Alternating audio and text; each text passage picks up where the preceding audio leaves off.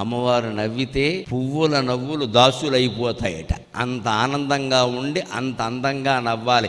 ఏ ఇంట్లో ఇల్లాలు నవ్వుతూ ఉంటుందో ఆ ఇంట్లో లక్ష్మీదేవి నాట్యం చేస్తుందమ్మా. లక్ష్మీదేవి నాట్యం అలా నవ్వాలి కదా అని మగాళ్ళందరూ ఓ పట్టకారు పట్టుకు నవ్వమని చెప్పానా తోలు తీస్తా నవ్వకపోతే అనకూడదు. వాళ్ళు నవ్వే విధంగా వీడు ప్రేమించాలి. అది సమస్య. ప్రేమిస్తే ఎందుకు నవ్వరు?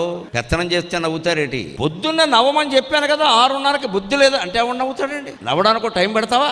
ఆవిడ ఎప్పుడు నవ్వుతూ ఉండేలా చూడరాదా? స్త్రీలు అల్ప సంతోషులమ్మ. ₹1 ఇవ్వడం ముఖ్యం కాదండి, వాళ్ళు ముందు కట్టుకున్న చీరను మెచ్చుకోవడం చాలా ముఖ్యం. అది చేసి చూడండి, అనుభవమే చెబుతున్నా. మీరు 10,000 పెట్టి చీర కొనక్కల, వాళ్ళు ఏదో కట్టుకున్నారు కదా, కట్టుకో అద్దరిందయ్యా అనని ఇంకేం అక్కలేదు. ఎంత నవ్వుతారో వెంటనే. అలా భార్య నవ్వితే అక్కడ సంపదలు ఉంటాయి. చేసిన పని బాగుందని చెప్పరాదా? వేరేది ఎందుకు? అప్పుడు అంటారు సహజంగా, ఇలాంటిదే ఇంకో 2 కొనుక్కుందామని అనేయి, తర్వాత చూసుకోవచ్చు.